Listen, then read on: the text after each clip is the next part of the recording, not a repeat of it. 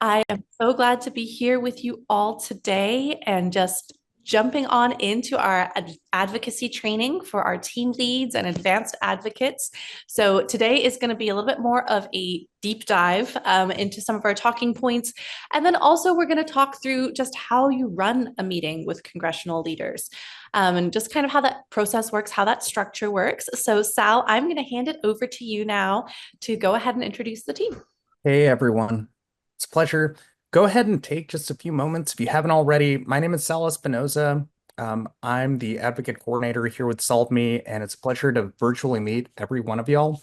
If you haven't already, please go ahead and drop a quick little intro um, while we proceed with introducing the team. So as you all might be familiar, of course, with Emily Taylor, our president and CEO. Her work is meeting with legislators ahead of time to build those long-term relationships, drive the programmatic decisions, and push for the advocacy efforts uh, each year that we need forward so that we can keep this fight up. You all just heard from Monique as well. She's our advocacy manager. And of course, Amanda Martin, who is not with us on this call today, but is still doing great work with us. Yeah. Beyond this, yeah.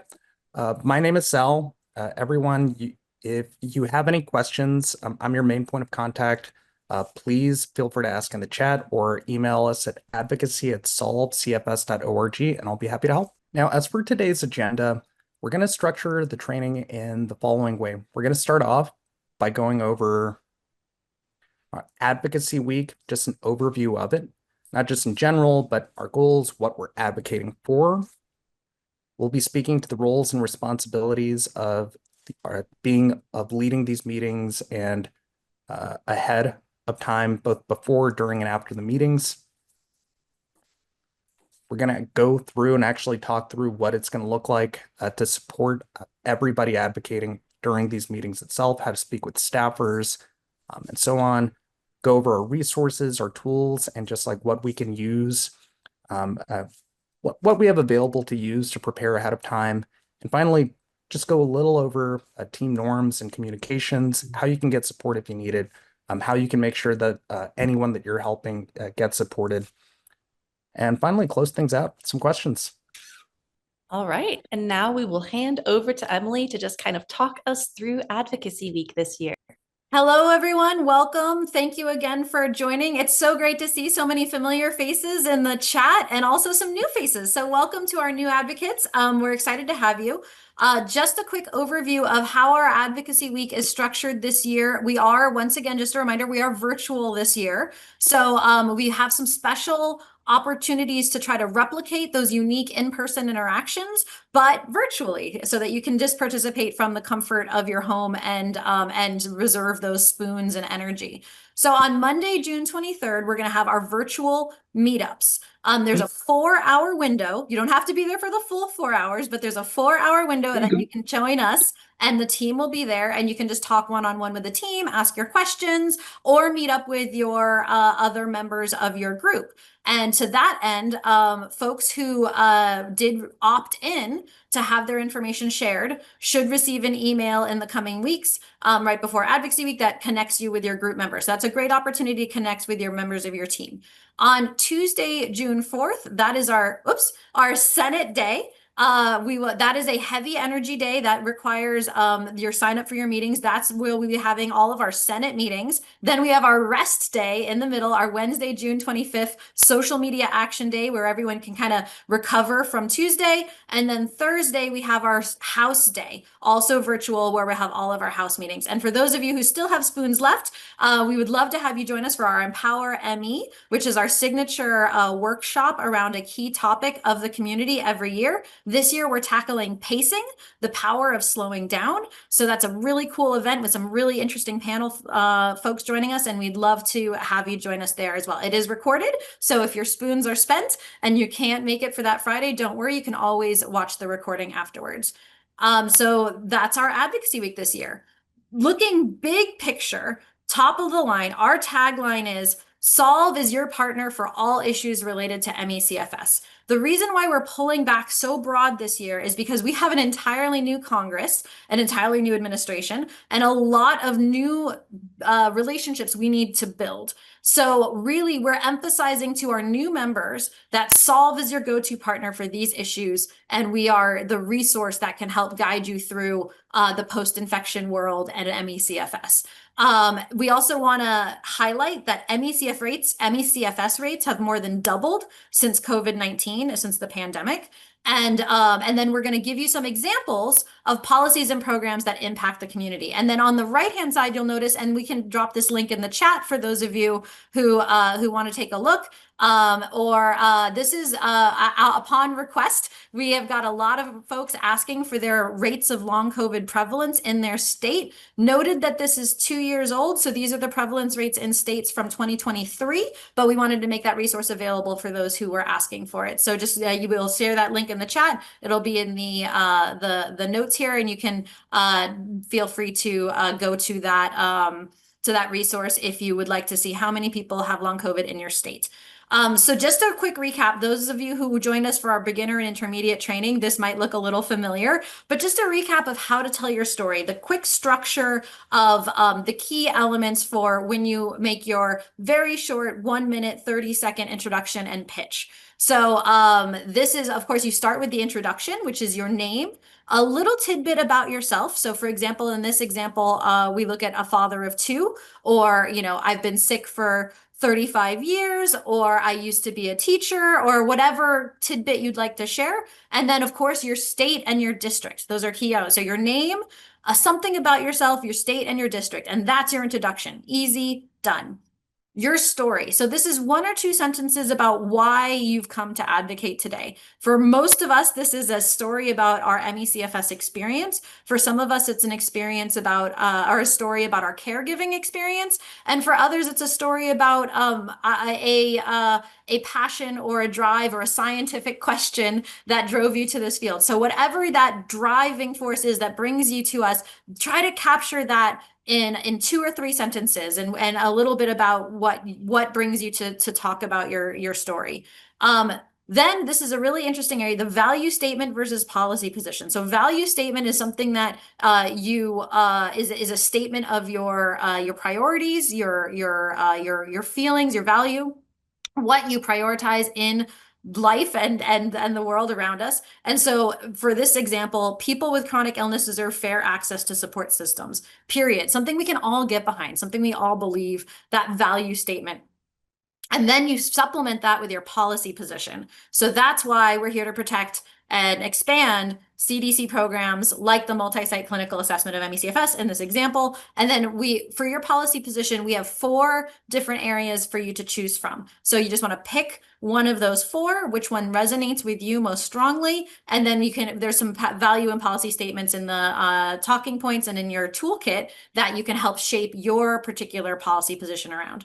And then of course, educate and support the ask. That just reinforces your policy position and states very clearly what we're asking the legislator to do. In this case, in this example, support the expansion of the multi-site clinical assessment of ME/CFS study so that we can build a more accurate picture of what ME/CFS looks like and how it affects families.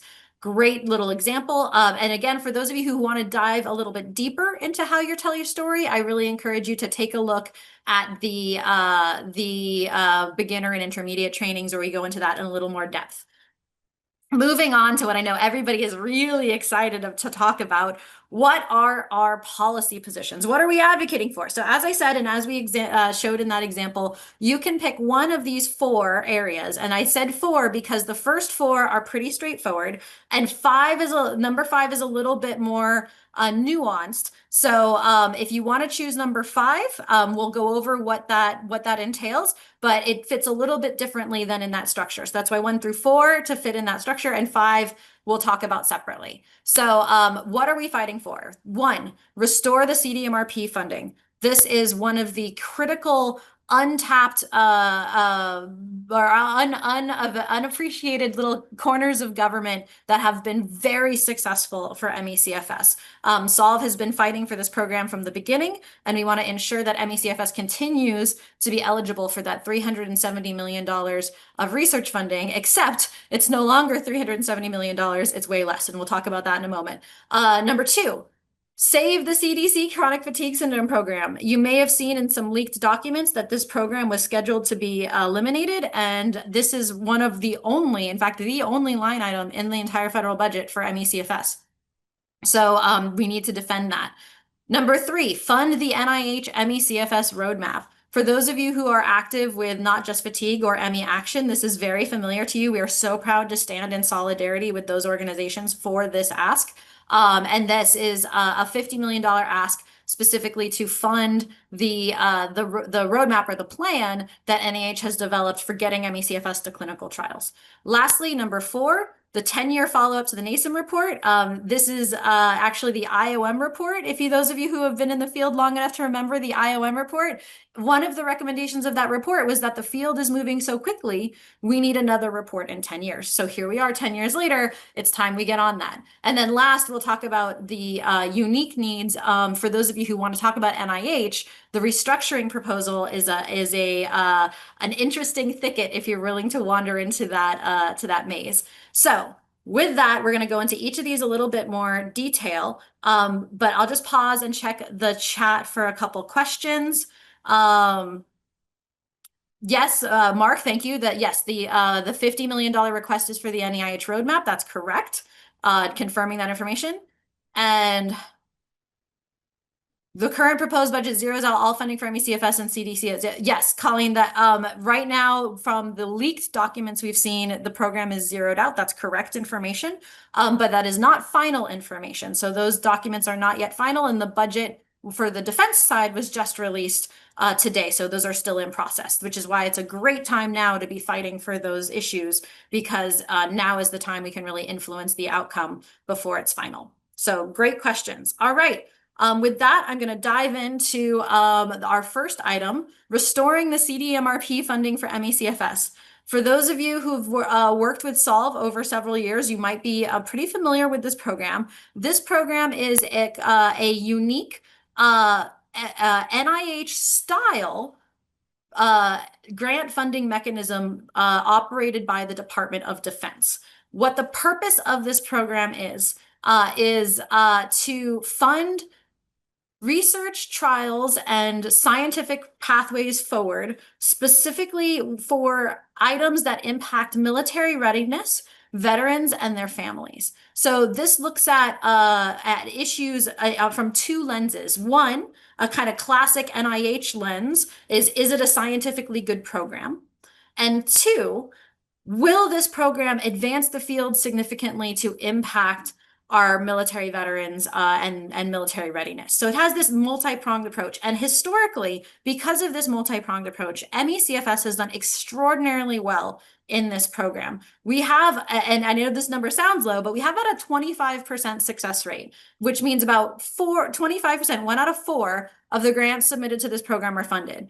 That is incredibly successful. So we're very excited about that, and why we want to continue to accelerate and elevate this program. So what is its current status? The CDMRP, and specifically the PRMRP, the peer-reviewed medical research program, was cut by 57% in this continuing resolution. We've been working closely with a really wonderful coalition called the DHRC, the Defense Health Research Consortium, to increase funding to this item. So this is one of the ideas. So for those of you may be familiar with this from the intermediate training, we talked about how positive this program is, all the good things about it. The difference between the intermediate and the advanced talking points is that we actually, when you get into the advanced talking points, you want to share some of the bad news too. So for an intermediate person or level advocate who would be addressing this program, it would just be like, this program is so helpful. It's really good. It's really good for the community. It's really good for science. It's really good for jobs, right? We just talk about how great it is.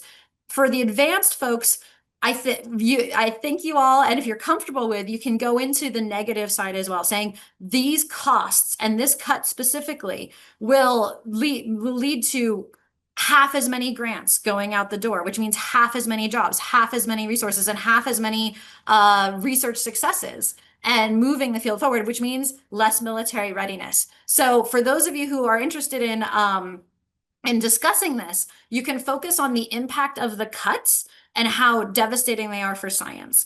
The specific asks around this topic are co-sponsor the Medical Research for Our Troops Act, which is led by Rep. Carson and Levin in the House.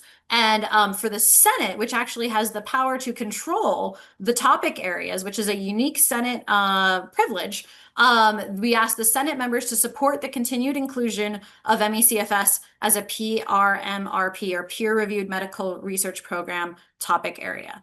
Okay, I know I'm running a little behind, so I don't want to go too quickly, but we'll move on to the next one from here. So thank you so much for your patience, as I'm a very big fan of that program. Moving on to the CDC's Chronic Fatigue Syndrome program. This is our only line item carved out in the federal budget for MECFS. It's really important because it funds the education, surveillance, and also research into MECFS. So for those of you who are familiar with the example from our introduction, the MCAM program, the multi-site clinical assessment of MECFS, that's funded through this program. For those of you who are familiar with the nursing, the school nurses MECFS education program that was so successful, that's the CDC program. For anyone who's interested in the numbers of how many people we have with MECFS in this country, validated by federal sources, that comes from this program. So there's so much that this program does. Now, if we were talking about the intermediate level, we would just talk about exactly that, how great this program is. But so for our advanced folks, we want to talk a little bit about why this program needs more money. And specifically, this is around spending power and inflation. So the MECFS program at CDC was founded in the late or mid 90s. When adjusted for inflation, the spending power of that program would be in the hundreds of millions now. But because it hasn't increased and because there's been administrative overhead, the program has really lost its purchasing power over the years because it's just stayed stagnant. So what we're asking for by an increase of $10 million to this program is actually not necessarily an increase. We're just trying to align with the original congressional intentions of the program by ensuring its spending power remains unchanged. So that is basically a correction for inflation to ensure that the program can operate at the levels intended when it was created by Congress. So that's an important point to raise. And so for those of you who are choosing this topic to discuss, you can feel comfortable asking for that additional 10 million and highlighting the inflationary aspect of why we need that.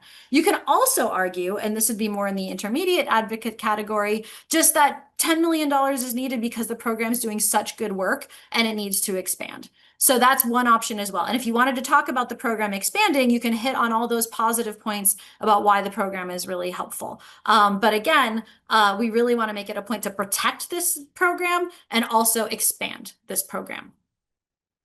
Moving on to the next item, the NIH MECFS roadmap. If my team could mention or drop into the chat the link to the NIH roadmap. For those of you who are interested and want to know more about what it is, you can check that out in the link that will be dropping into the chat. But while we're waiting on, or while we're discussing that, just to quickly summarize what that program is and I love this because I often get calls from other disease spaces asking, how do we get a roadmap like MECFS did, which is a really great place to be one of the leaders in the disease space for a change.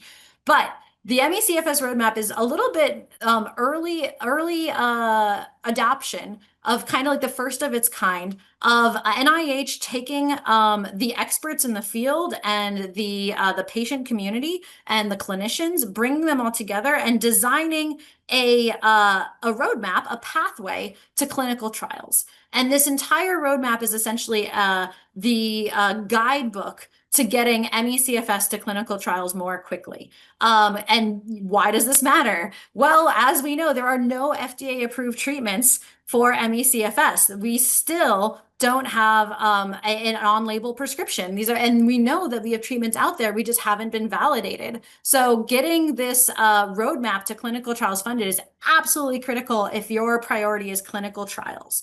The current status is that the NIH has agreed to develop the roadmap. The roadmap is completed. We have our plan, but we have no resources to execute the plan. So what this request is we are asking for $50 million in next fiscal year to implement the roadmap's recommendations, specifically advancing biomarker discovery, diagnostic tool development, and of course, the ultimate outcome, getting us to clinical trials. So this is a really important issue. Again, as I highlighted earlier, that we are so proud to stand in solidarity with not just Fatigue and ME Action on this issue. There's also a really great ME Action online petition around this issue if you wanted to sign that as well, and some good language that you can look at for talking points in that space. But this is just a very aspirational when we talk about where we are in this climate, and we often say we defend what we can and advance what we can, but we defend what we must. So this is in the advance what we can. We want to see this move forward. We would love to see this move forward. This is offense, not defense. And that's why, for those of you who are interested in a little more proactive movement from the government, would be interested in selecting this topic for your conversations with your members of Congress. Okay. Last one, and then I'll take a quick look at the questions in the chat and take a quick pause. Funding a 10-year follow-up to the 2015 Institute of Medicine MECFS report. For those of you, again, who have been in the field long enough to remember the 2015 IOM report, you remember, and I remember, that there was before the report and there was after the report. It was so seismic in the way government responded to MECFS. It entirely changed the question. Before the IOM report, when we talked to government, it was, is this disease real? After the IOM report, when we talked to government, it was, how many people are suffering? And that is a very different conversation. So it was fantastic, and the impact it had, and moved us so much forward. And nearly a decade later, it is still one of the most cited sources on MECFS in the field. But not all reports are perfect. It had a lot of good parts. But the key recommendation that we're zeroing in on for this conversation is that the report recognized that the landscape is moving so quickly, the field is advancing so fast, that in 10 years, this report needs to be rewritten and updated with all of the new information in the field. And that was almost Oracle-like in its prediction, because when long COVID came around, we advanced the field even further. So understanding the connection between COVID and MECFS, other viruses in MECFS, also other triggers that are non-viral and MECFS, all of those pieces have been so moved forward in our understanding as a field. So we need the government to validate that information by putting it in a National Academies of Science, Engineering, and Medicine report. This is a very inexpensive ask. One of the highlights, you can say, is that these reports, dollar per outcome, are some of the best return on investment we can get. They're only $2 million in, which is split among multiple organizations. And it's about, it takes some time. It takes a year or two to write the report. But once it's published, it'll have really great impact. So I'll summarize this by saying, this is a both intermediate and advanced request, because the advanced folks, I'd like you to speak to the gaps in the report in addition to the benefits of the report. So for the advanced folks. For the intermediate folks, just talk about how good the report is and how we need another one. For the for the intermediate folks. For the advanced folks, you can talk about how the report did fail in accomplishing some key elements of its purpose. For example, one of the intended purposes of the report was to solidify around a name of the disease. And in some ways it did that, and in some ways it didn't. But now that we understand that there's so much connection between other diseases and MECFS, we absolutely need to explore the dynamic and follow that science of those comorbidities. And by comorbidities, I mean co-diagnosis for those folks who end up with multiple post-infection illnesses all at the same time. That's just one example. Another example of a really great kind of push-pull moment of the report is specifically the diagnostic algorithm. For example, the IOM criteria, which some of us still refer to in diagnostic conversations to this day, was presented in this report. And it's been really helpful, yet it has some drawbacks. It's a little oversimplified. It doesn't necessarily account for other factors like family history or environmental exposures, and its very focus is zeroed in on viral infections, which again is some studies show that that's a majority of the population, but not all. So one of the weaknesses of this report is that it left out a good chunk of people's onset, and we can hopefully correct that with a new report. So that's the summary of that. I'm going to pause here really quickly, and I'm going to take some questions. I'm just looking from the chat, and then I'll just make sure there's no other key areas. And then I'll go to the last item, which is, as I mentioned before, a little unique. All right, I see some great questions. Oh, Monique, thank you for answering. I've got the links there. Why are we not asking about Medicaid cuts? That is a great question. Thank you for bringing that up. Medicaid cuts are absolutely, and I agree, devastating to people with ME/CFS, and many folks are that is the lifeblood of their program. That being said, we are with ME Action and Not Just Fatigue pretty much the only voices for ME issues at this point. So if we're not talking about these items, no one's talking about these items yet. With Medicaid, they have a huge coalition, lots of hundreds and thousands of folks who are fighting for that. And really, it's just a question of resources. If I had unlimited resources, I would absolutely advocate for everything that touches the community. But with limited resources, we have to be selective about where we invest our advocacy time and energy. So again, not that Medicaid is not important, it's just not the priority for the ME community because there's other folks who are fighting for that issue. So great questions. Let's see, what other? The SEID, yes. Mike pointed out that the SEID term, which stands for Systemic Exertional Intolerance Disorder or Disease, did not take well by providers. And that was, again, one of the recommendations of the IR report. So that's a great example, Mike, of for an advanced advocate, you can talk about the SEID term and how it fell short and how we need a new report to readdress and reaffirm current terminology. So great example, Mike. Thank you for that. All right, with that, I'm going to move on to our last point because I know I have just a few minutes left and I want to save time for questions regarding NIH restructuring. So for those of you who are trying to read everything on this slide, I'll give you a moment to absorb that. I know it's a little wordy, but this is a very unique and complicated issue. And I think, yeah, I would say the first of its kind that Solve has attempted to advocate for. So if you're uncomfortable or not feeling like you want to tackle NIH restructuring, that's okay. We have the first 4 for you to choose from. If you want to tackle NIH restructuring, this is how you do it. So as folks may have heard, it's been pretty rampant in the news for the last 6 months. There has been a proposal from the Republican Party to restructure NIH. At this time, this proposal has not been made public, and this proposal has not really created enough consensus in the Republican side to be moved forward at this time. So basically, it's an idea that's being discussed, and it's a Republican semi-priority, and they're kind of feeling out how this might happen and what it would look like. And so there's a lot of like internal conversations going on. So for those who are interested in tackling this issue, this is predominantly for Republicans, but Democrats as well, that we basically want a seat at the table of the NIH restructuring conversation.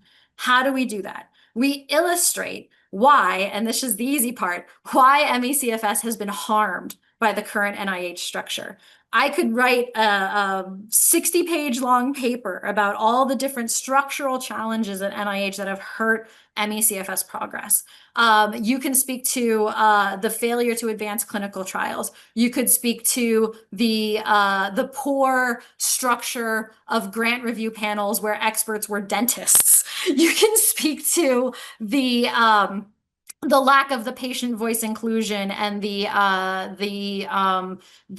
external nature of patient input and how that hasn't been internalized to make the NIH MECFS programs more reflective of patient needs. We can talk about how the NIH has cross-counted studies that are not necessarily related to MECFS, but counted them as MECFS related studies because they mention MECFS in the background, for example. So there's a lot of ways you can argue, and for those of you who want to talk about this and more, I recommend you come to the Monday one-on-one session, because I'd be thrilled to talk to you about how to nuance these claims. But to summarize, the NIH structure has historically been around body systems, and if you're in a disease that affects multiple parts of the body, you kind of fall through the cracks. That's the short version. We in the MECFS community are a poster child for how NIH structuring has failed complex diseases, and we're not the only ones. We can talk broader about our sister and sibling IACCs like PANS PANDAS or dysautonomia and POTS or mast cell activation syndrome, all chronic Lyme or post-treatment Lyme. All of these different illnesses have faced similar structural challenges within the NIH. And so our basic argument is that when these conversations happen about NIH restructuring, diseases that have been failed by the current system should be highlighted.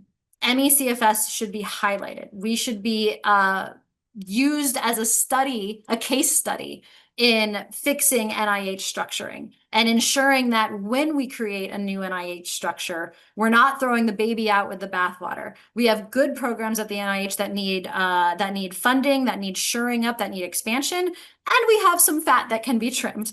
So we want to have that conversation authentically and essentially be very clear that when the Republican Party and when our Democratic colleagues are ready to seriously sit down and tackle this issue, MECFS needs a seat and a spotlight front and center. That's the long and the short of it. So the one other example I want to say when it comes to the NIH restructuring is those of you who were in our last year's Advocacy Week may remember this issue that we highlighted in our white paper, A Home for IACCIs at NIH. We can drop the link to that white paper. It's a really hopefully fun read. I find it a fun read, but I'm a nerd. So, but it has an executive summary that's only about a page and a half. That's a really good summary if you want to take a look. But that paper has a lot of these arguments in much more detail around the failure of NIH structuring and we propose a new potential structure that would fill those gaps. So for those of you who want to dig into this with a bit more detail, that white paper. Oh, thank you, Carmen. The white paper is there in the chat. I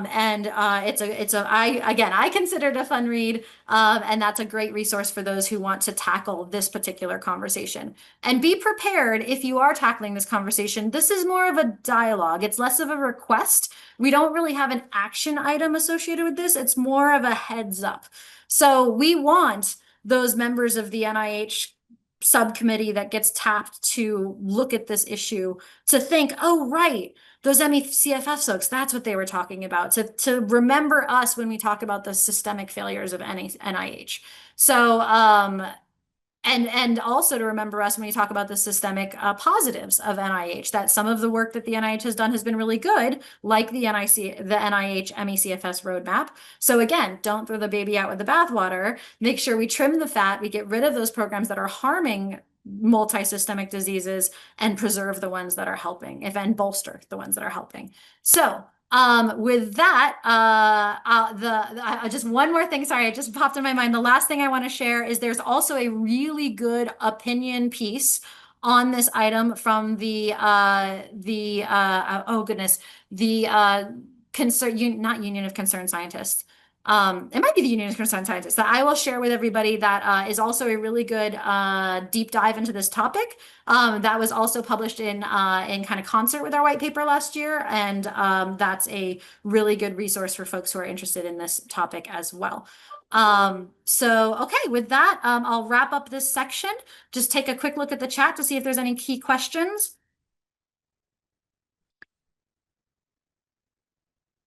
Oh goodness, these are great questions. Okay, I'm gonna have to get to some of these in the Q&A. But yes, Bridget had a great comment about how silos in healthcare also don't handle multi-system diseases. That's so right. And that is absolutely kind of a reflection of our failures in NIH structure. So you see how these structures inform our thinking, both in the medical clinical setting and in the research setting, and how they've been harmful, especially in how we handle MECFS in these spaces. So that is great. Another great question. Thank you for this one. Should we divide participants so we lead each and address a separate policy? Really good question. We'll talk about that in this next section. So thank you for teeing that up in the roles and responsibilities. A lot of you on this call are team leads. Or have been identified as team leads or volunteered to be team leads as folks who have experience and feel that you can help others who are new to the process. So we're going to talk a little bit about what group leads should do. And I'll start with your question, Jeff, about should we divide the participants we lead as a group leader so that each address a separate policy? The answer to that is no. That this process should be self-directed. Each advocate should choose the policy area that most calls to them. And if that means everyone chooses the same policy area, great. If that means everyone chooses a different policy area, that's okay too. It really is. We want people to speak to what they're passionate about because that's the emotional connection we're looking for. So we'll start with that. So as a group lead, do you need to divide up folks to make sure everyone's talking about each item? No, let folks decide what they're talking about on their own. So next slide, please, and we'll talk a little bit about what group leads need to do. So you before this the meetings take place, you'll receive an email from Solve staff, which will have the email addresses and contact information of anyone in your group who is opted in to share. So I'm going to repeat that because that's really important. You'll receive the contact information and that'll be shared amongst the group only for people who have opted in to share. And please be respectful if you have someone who decided not to share or who attends the meeting and is a little disconnected and doesn't want to engage with the rest of the group. That's okay. We want to meet everyone where they're at. So as much as we love people to always be together and coordinated, that's okay if your energy levels prohibit that and you just want to do your own thing, that's welcome.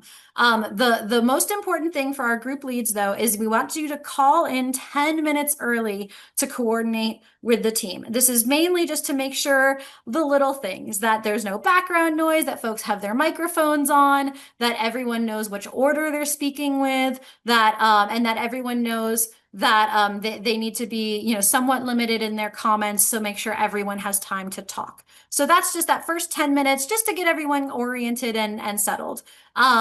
One thing that's important in that first 10 minutes is to confirm who wants to speak and who might just be participating to show support, but not speaking. And we want to encourage folks, if you're not up for speaking that day, or you're too nervous, or you're having a flare, or whatever the issue is, don't worry about it. It's okay if you just participate and not present. That's okay too.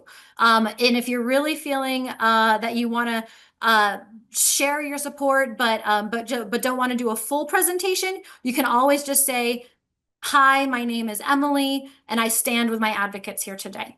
That's all you have to do, and that is powerful. So, and then the last piece is that first 10-minute prep time is to arrange the order of who will speak. So it's always helpful to say, that folks will expect what order will go in. So usually the group lead will open, the group lead will do a little welcome, and then you can call on folks in order, the order they wish to speak in. So that's in that first 10 minutes before the meeting. Moving on to what happens in the rest of the meeting.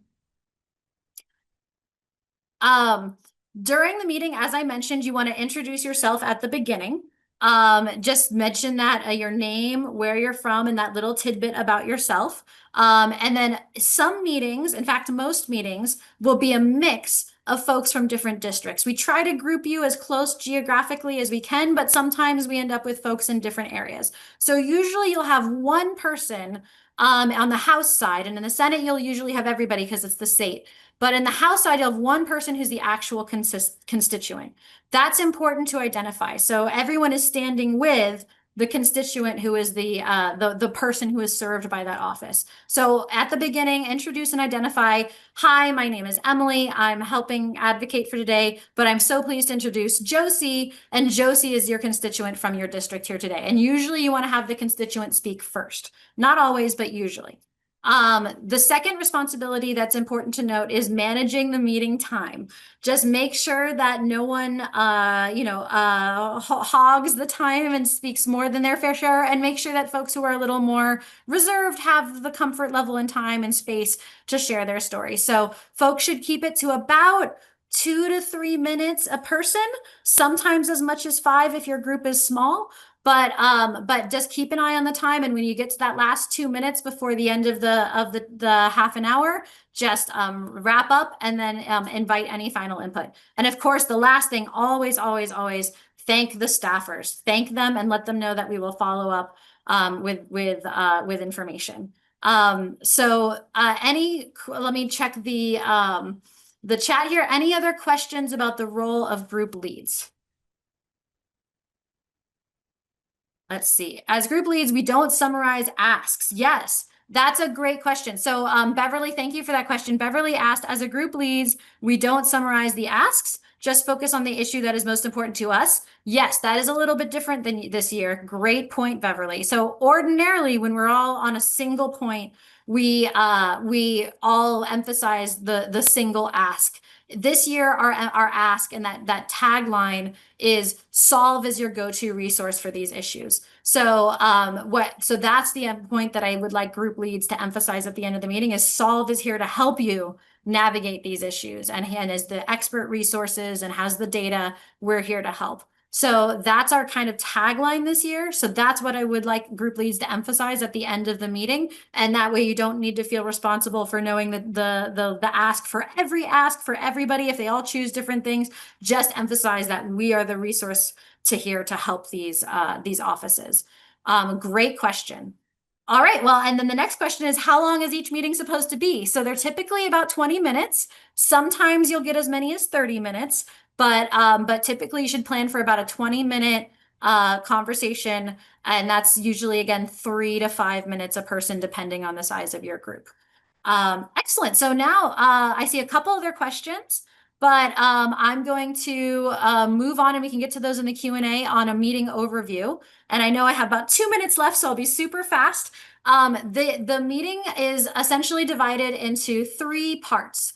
The introduction, the storytelling, and then the questions, and the end, the repeat the request. So I'll start with introductions. Oh, sorry, I was just overviewing. Sorry. Yeah, so introductions. Again, very quick. Everyone just does that opening part of your statement. This is a sample meeting organization, by the way. You don't have to follow this. Some meetings are easier to just have each person go individually. Some meetings you'd go collectively as a whole. So this is an example of going collectively as a whole. So in this case, you would introduce yourself and then introduce the group. And everyone would just say very quickly, 1 minute each, my full name, my city and state, and your connection to the illness or why you're here. So just that first part, the introduction of your storytelling, you would just go around the room and everybody would just share their introductions. That's one way of doing it. You can also go individually and each person share their story. So once you finish with introduction, so again, here's a sample opening. Hello, welcome everyone. And then thank you so much for meeting today. Can we start with introductions? That's a great way to kick it off. So then after introductions, you're going to go to storytelling. This is your 3 to 5 minutes a person, where you go in a bit more detail, and we can go on to the next slide. Sorry, team. You go into a little bit more detail, and this is your individual moment to shine. And again, the tagline for our group leads is that solve is your partner for all issues related to MECFS. We're here to help. And then each of your team will select their particular issue or their particular policy area to share more details about. So again, these are some really great resources to help you in this part. There's the personal storytelling worksheet, and also the beginner training goes really deep into this if you'd like to learn more. The end of the meeting, the last portion is repeat as an area time for questions and repeat the request. Again, our request this year is not really a request. It's more of a statement that solve is your partner for all issues related to MECFS. And then this is a chance to just if it answer any questions they might have. They might have detailed questions that you don't have the answers to. That's okay. Always have for back when we did these in person, I would say always have a pad and paper and a pen. But with our virtual, you can always have a pad and paper, pen, or a little notes file, or however you want to jot down a couple of things. But if you get a question that you can't answer, or you don't know, or that overwhelms you, or do you know what? You could answer it, but you just don't have enough time and you're feeling a little overwhelmed and tired, you can just say, you have a team, right? We're here. All of us are here to help you. So you can simply say, the Solve team will get back to you. Write down that question. Let us know they asked it, and we will follow up. That's why we're here. We're here to do that work. So use your team, delegate to us, and we'll take that on for if you have any questions that you don't feel comfortable or that you don't have the answers to. Alrighty, so that's the end of a sample meeting. Now, I just want to cover very quickly the bridging technique. And Sal, feel free to jump in if there's anything I miss here.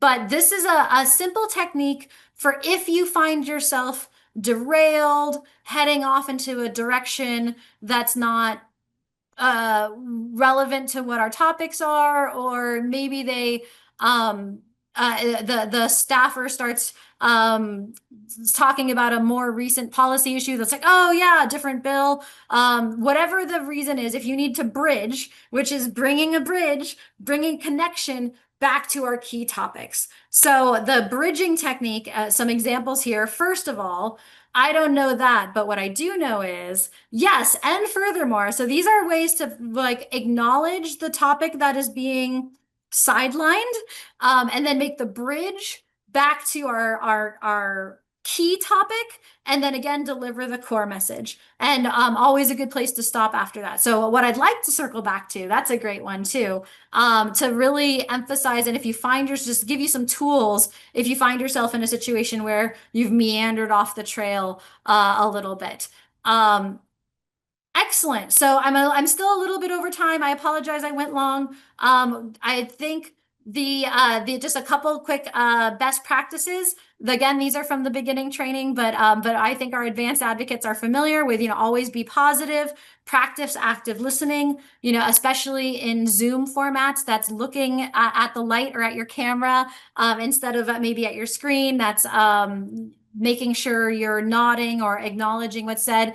Those items, it's hard to do on Zoom, but if you can, definitely try to be an active listener while folks are chatting. If you can take notes, that's definitely something we'd appreciate our team leads to do, but everyone can take notes, and just flagging that in your portal, where your meeting information is housed, you will see a little notes button there. And you can always take notes directly in the meeting portal and take them there and then save them, and they'll come directly to us as the team. So it saves you the extra energy of having to send an email or write it down. You can just jot those straight into the portal itself. And then always ask questions. Feel free. If they say some acronym that you've never heard of, it's okay to say, I'm sorry, could you explain what you mean by that? That's okay. And that's actually really helpful for us for the context for the notes.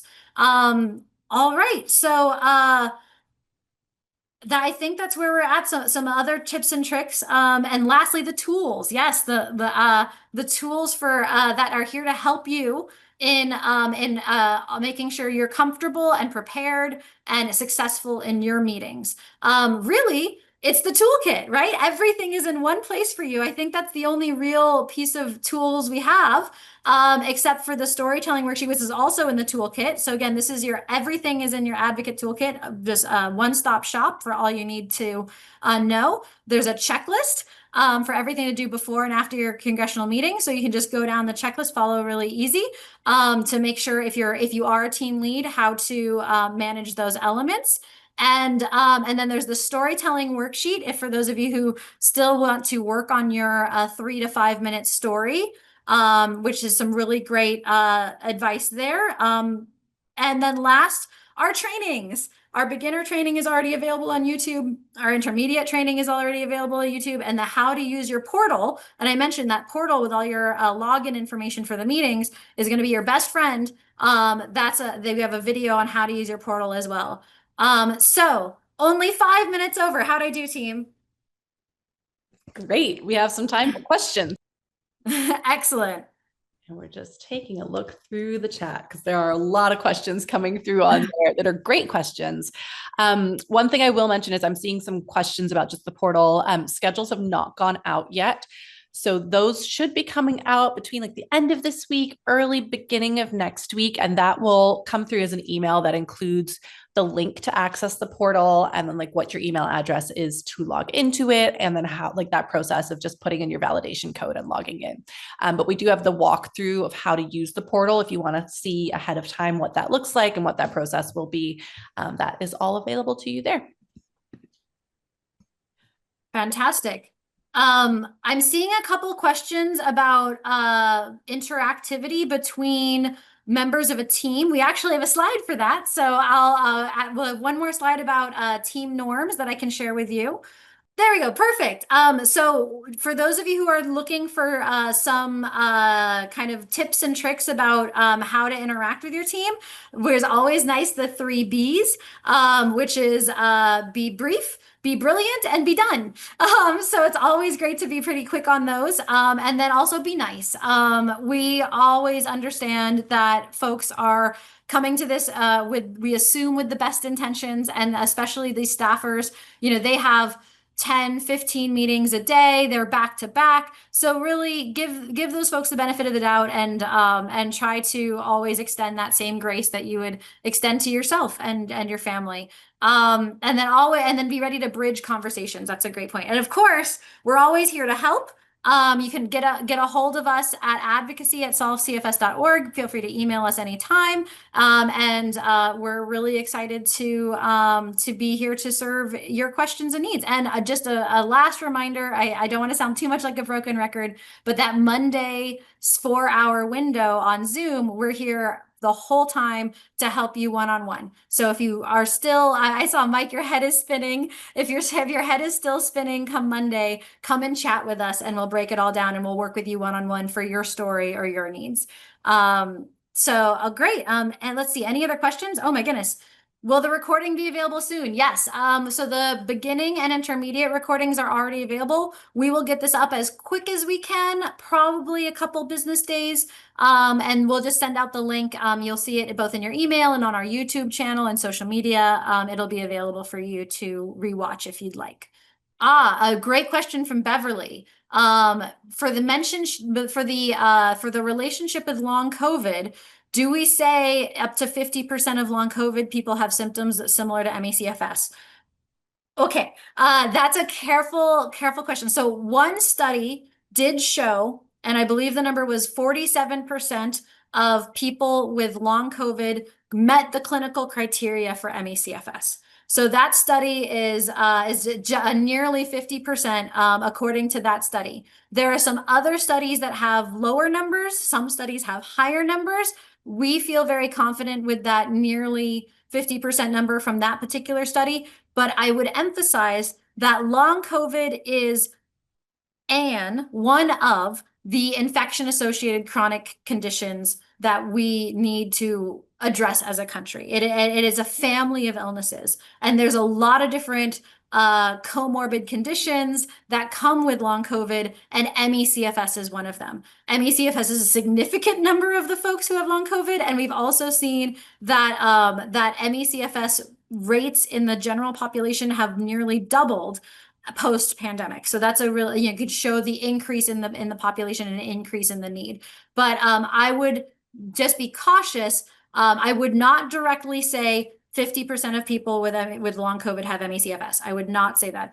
There's a little bit more nuance to that. I would say up to 50% of people with long COVID meet the diagnostic criteria for ME/CFS. So that we need to be clear about where the evidence is and where the science is. And then we also need to be clear that a significant number of people with long COVID also are diagnosed with POTS, or postural orthostatic tachycardia syndrome, and other forms of dysautonomia. Another significant chunk, especially the children, are diagnosed with PANS-PANDAS, mast cell activation syndrome. A lot of these different other illnesses are in that long COVID umbrella. So we just want to be accurate when we share that. But that's a great question, Beverly. Thank you for that one. Let's see. Oh my goodness, more questions. So many coming in. Okay, I'm trying to keep up. Oh yes, great question. What are the office hours for Monday? Great question. We will be available from 11 a.m. to 3 p.m. Pacific time. That's from 2 p.m. to 5 p.m. Eastern time. And that's on Monday, June 23rd. Great question. Um, let's see, what other questions we have? See, great question about how to kind of work with staffers when they seem uninterested, which I know you're great at. So Oh yeah, well, so this is one part art, one part science. And again, as I mentioned, a lot of these staffers have many meetings throughout the day. You know, they're running between 5 different topic areas that they cover, everything from health to environment to defense. So they're all over the place. And so if you get somebody who just seems tuned out, it's okay. Don't worry. I would always connect to the Jeopardy rules. We had that up on a little bit, like state your asks in the form of a question. So I would say something like, if our ask this year is please consider solve your go-to partner for MECFS items, I would rephrase that as, who is your informational source, or who do you turn to for information about these illnesses? It could be us, right? And it should be us, and here's why. So that's a great way to engage them. Also, another good question that I always turn to is, do you know anybody in your life who might have similar symptoms as what we've described? Or do you know anybody in your life that has these chronic illnesses? That's a great way to engage with folks, to kind of get that personal connection. And last but not least, there's always the imagine strategy, which is where you paint the picture of what your story was like. This is an example where, for if you, let's say you were a teacher and you're no longer able to teach because of your MECFS, you would say, imagine a classroom full of students, 35 kids, all that energy running and jumping, and the teacher at the front can't even spell her name. That's a good way to like tee it up. You feel that like pause, that emphasis. So the imagine if, and then just tell a story from your life. One story that I've told, and Monique has heard me tell this before, is the story of my mother when she tried to attend a wedding. And imagine a wedding in which the mother of the groom is unable to stand. And how does she get through the day? And so things of that nature, the imagine question is always a great way to tee it up and pull them back in. The last tip I would say is, if you have a staffer who's kind of cool, is asking a question about their boss is always a great way to pull them back in. So, hey, does your so for example, if we're in I'll just pick on Anna Eshoo, for example. So if you're at Anna Eshoo's office, you say, hey, does Congresswoman Eshoo support NIH restructuring, for example? And sort of get them to come in and they're like, well, I don't know if we've taken a position on that. And you pull them right back in because they have to answer and respond to the position statements of their boss. So really great question. Thank you for that one, Debbie. And I'll turn it back over to Monique. Are there any other questions that we should be tackling? let's take a look. All right. So just to confirm, office hours on Monday, the 23rd will be from 11 o'clock Pacific time until 3 o'clock Pacific time, or 2 Eastern to 5 Eastern. So we would love to see you all there, and we can talk through things in a little more detail one-on-one. I am also seeing just some questions about, if this is all so much information all at once, where do we get follow-up? So the trainings will be recorded. We'll get those to you as soon as possible. And the participant toolkit has all of these talking points written out for you if written form is easier. And then I'm just taking a look. I think just the quick question on how to adjust for really short meetings. So I've dropped a couple of ways that you can frame it, but if the staffer indicates they're only going to have 10 to 15 minutes available, you kind of give cues to your team. So you can say things like, I'd love it if each person just shares their story for 30 seconds or so, super briefly, just so your team members know to keep their story short. Or if you're kind of getting towards the end of the time for your meeting, you can say something to the staffer like, I want to be mindful of your time. We have so many stories, but do you have any follow-up questions? And it's okay if you just need to skip someone on your team, like because you're running out of time. You really want to make sure to keep those last 3 to 5 minutes just for the staffer to follow up. Emily, anything to add on that one? Gosh, that you covered it really well. I'll just add that we send a lot of materials to these offices. So they will be getting a lot of details from our team. So again, don't feel like you have to have the nuance or details or like policy name or like bill number. We'll take care of those details. Just really focus on that emotional connection and creating that lasting memory when you have this time with the staffer. And then last thing I just saw, thank you, Mark, for pointing out, it says 10 a.m. when you register for the Monday office hours. So you're right, that just noting that it is 10 a.m. Pacific time to 2 p.m. Eastern time on the office hours. So making sure that was clear. Sorry about that miscommunication. Excellent. Now I know we're at time. So final thoughts, final question, Monique, Sal, anything else that we need to wrap up with? Yes, just one additional piece for team leads. In the portal, when you go in there, you will see that there is an option to do a thank you note, and there is an option to add follow-up notes. Team leads, we would love it if you take on that responsibility to send that thank you note. You'll be able to just copy paste it into your own email program, and it will have the email address for the staffer. So just sending that initial, it was so nice to meet with you. We'll have pre-populated language you can use, would be super helpful. And then on the follow-ups, that is where you can put information for Solve staffers about what we need to follow up on specifically with those members of Congress. So that will all come through to us in a report so that we're able to do that individualized follow-up. So anything you put in there, super, super helpful. I think that's all I have from my end. Fantastic. Sal, any final thoughts that you'd like to add?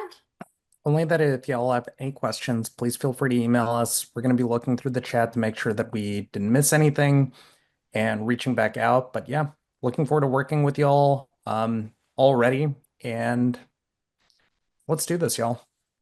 Love it. Fired up, ready to go. Thank you all so much. Again, you are the gasoline in this car that keeps us moving. Advocacy Week does not work without you. So we are so grateful for your energy, your time, your precious spoons. Take care of yourself, take care of each other. And we look forward to celebrating another wildly successful Advocacy Week with you at the end of this month. So take care and thank you all.